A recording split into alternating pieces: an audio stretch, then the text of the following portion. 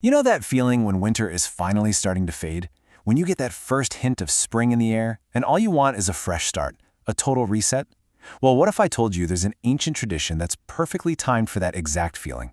Today, let's dive into Magh Purnima 2026. Right? I mean, who isn't, really? After a long cold season, it's just so natural to feel like you need to clear the cobwebs, refresh your energy, your focus, maybe even your soul. Well, turns out there's a day that's literally designed for that. And here it is, Magh Purnima. Now, this isn't just any old full moon. It's often called the crown jewel of spiritual cleansing. It's considered the absolute best opportunity to hit that spiritual reset button we've all been craving. So here's our game plan. We're going to cover what this day is all about, give you a guide for 2026, explore why it's so important, and walk through the actual rituals. Plus, we'll get into a really unique celestial alignment that makes this year extra special. Okay, first things first. Let's get grounded in the basics, because for a day this spiritually charged, you better believe that timing is absolutely everything. So what exactly is Magh Purnima? Think of it as the grand finale of Magha, an entire Hindu month that's all about purification and spiritual discipline. And for 2026, the big day you need to circle on your calendar is Sunday, February 1st. Okay, so this chart might look a little technical, but it's actually pretty simple. You can see the full moon energy, the tithi, actually stretches across 2 days. But here's the key. Because the full moon is active at sunrise on February 1st, that becomes the day for all the important rituals. And you'll want to pay close attention to that Brahma Muhurta window. That magical pre-dawn hour is considered the most powerful time of all for that purifying dip. All right, so we've got the what and the when. But let's get to the good stuff, the deeper spiritual why. What is it about this one full moon that makes it so incredibly important? Well, it's not just one thing. It's got layers of meaning. For one, it's believed that Lord Vishnu himself actually resides in the holy Ganga River on this day. It's also the culmination of a month-long period of austerity for devoted followers. It's even said that the gods themselves come down to earth to bathe, making the waters super potent. And its importance doesn't stop there.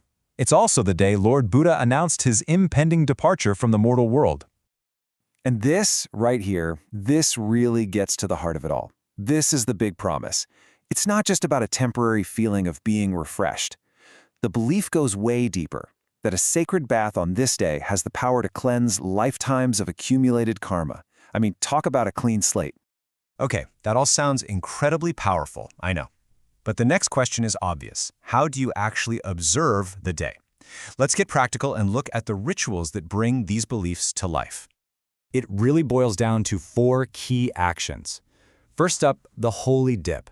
Now, you don't have to be on the banks of a sacred river. You can actually get similar benefits just by adding a few drops of holy Ganga water to your own bath at home. Second is worship, particularly a puja for Lord Vishnu and Goddess Lakshmi. Third, when the moon rises, you make an offering of water and milk to help calm and stabilize your mind. And finally, charity, or dawn, which is believed to multiply all that good spiritual merit.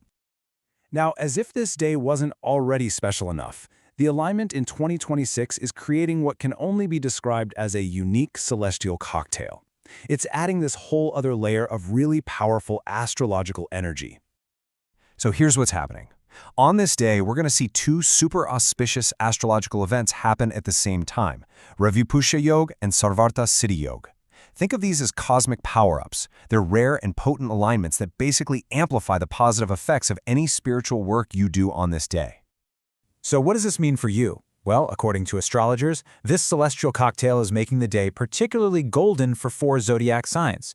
If you're a Taurus, you could feel a real boost in your career confidence. For Cancers, look for professional momentum and maybe some financial ease. Libras might feel this amazing surge of creativity and harmony in their relationships. And for Capricorn, those big plans you've been working on, they could finally start to show some real, visible results. But here's what I find truly fascinating. These ancient practices aren't just floating in the realm of faith. They also connect to some very modern scientific and psychological ideas in some pretty cool ways. So think about this parallel. The spiritual idea is washing away karmic burdens. But what's happening in scientific reality? Well, as winter turns to spring, our bodies naturally need to adjust. The fasting and the early morning baths of Magh Purnima are actually perfectly designed to help our bodies detoxify and get ready for that seasonal shift. It's ancient wisdom totally in sync with modern biology. And here's another one. We've all heard people say a full moon can make emotions run high, right? Well, that ritual of offering water to the moon, which is meant to calm the mind, can be seen as a really powerful psychological tool. It's a mindful, grounding practice to help soothe us during a time when emotional energy can be really amplified. So, when you put it all together, you've got these deep spiritual roots, a super rare astrological alignment, and some surprising connections to our modern well-being.